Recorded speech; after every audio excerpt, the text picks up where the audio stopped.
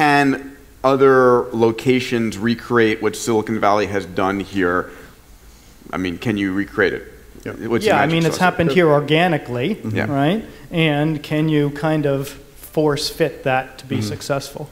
So you can't copy paste Silicon Valley into other places, but the culture and the ethos here, Silicon Valley to me is not a physical place anymore. It's an idea, and it's gone viral, and so it's inspired millions and millions of other entrepreneurs around the world, whether they're in China, in Africa. There's a lot going on in Africa right now, way more. If you guys are not spending time in Africa, like actually doing the research and realizing how big the opportunity there is, I urge you to do that. But it's definitely spread, but it's all going to evolve in its own kind of local form factors and express itself that way. But again, it can't be copy paste. Let me, if I could, a dear friend of mine is a guy named Philip Rosedale. You know him as the creator of Second Life. I'm an advisor, investor in his new company called High Fidelity. And many years ago, Philip asked the question, are people in Silicon Valley just smarter? What's going on? Why? Why is this sort of happening here? And he did something very interesting. He wrote a script, and he went to LinkedIn, and he looked at profiles that had technology founder in the profiles, then looked at it per population of 100,000. What he found was that the population of technically oriented founders was on the order of 30 times higher per density, if you would, per 100,000 individuals in other parts of the world. It was 3 times higher than New York. It was 30 times higher than the average city.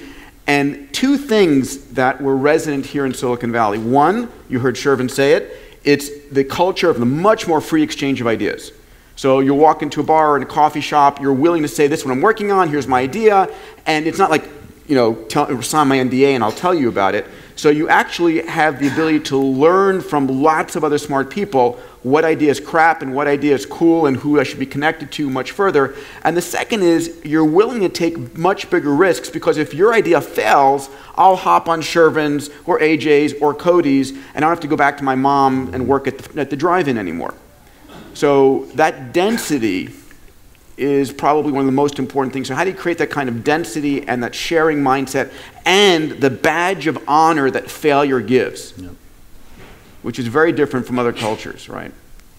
It's a little bit of a hive mind feature where it's not a feature, it's not a bug, it's a feature. It's that that people are able to meld their ideas together.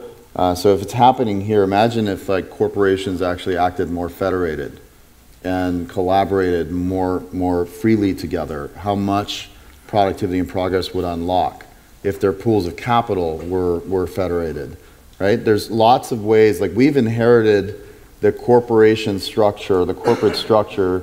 We've inherited all kinds of different structures that were invented in the 19th century, in the 18th century. Those structures are not relevant anymore. And so your jobs is you could go back and challenge your companies to think in a little bit more creative way. Otherwise, it will get steamrolled. Like that's